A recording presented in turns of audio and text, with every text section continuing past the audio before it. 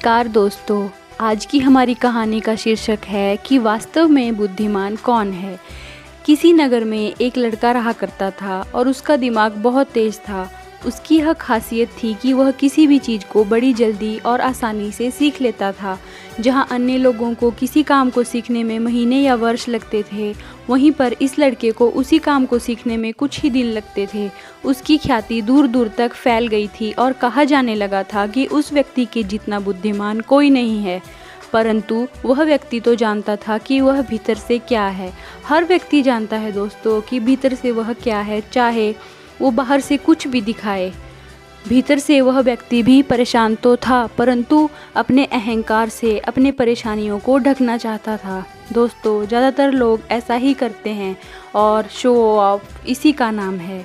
वह व्यक्ति अपनी प्रसिद्धि को और बढ़ाने के लिए तरह तरह के काम सीख रहा था। वह चित्रकारी करना जानता था, वह मूर्ति बना सकता था, गीत गा सकता था और दुनिया जहान का हर वो काम सीख चुका था जो उसने अब तक देखा हुआ था।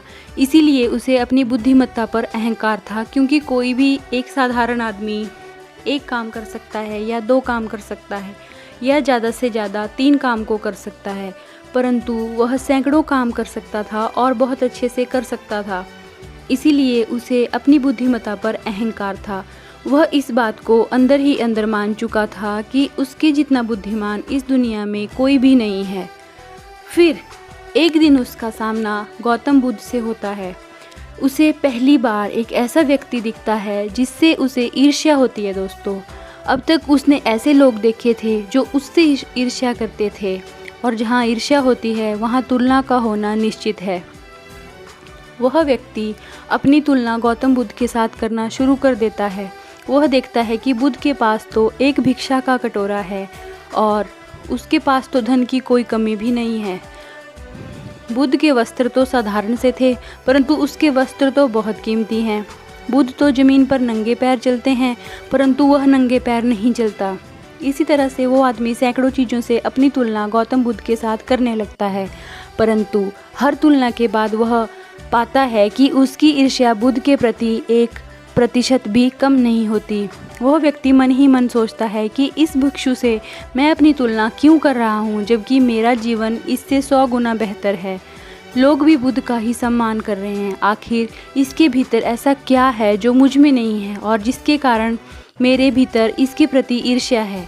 बहुत देर तक अपने मन में उलझे रहने के बाद वह व्यक्ति तय करता है कि वह बुद्ध के पास जाएगा और उनसे पूछेगा कि उनकी उपलब्धि क्या है। दोस्तों, वह व्यक्ति अपने सेवकों के साथ महात्मा बुद्ध के पास जाता है और उनसे कहता है कि मैं इस इलाके का सबसे बुद्धिमान व्यक्ति हूँ। आप अपने आसपास जो भी देख रहे हैं, मैं वो सब करना जानता हूँ। किसी भी कार्य को सीखने में मुझे बहुत ही कम समय लगता है। सभी लोग मेरा सम्मान करते हैं, परंतु इसके बाद भी मेरे भीतर आपके लिए ईर्ष्या है। मैं यह जानना चाहता हूँ कि आपकी उपलब्धि क्या है। ये सब लोग आपका आदर सम्मान क्यों कर रहे हैं।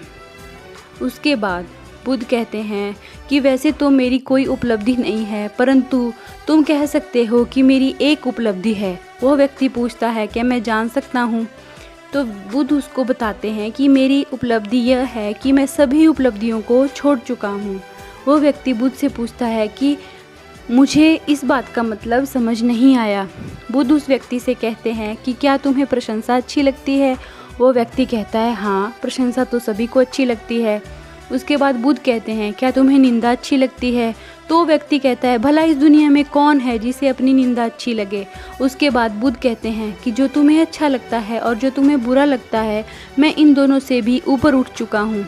ना मुझे निंदा सताती है और ना ही मुझे अपनी प्रशंसा प्रसन्न करती है। बस यही अंतर है तुम में और मुझ में।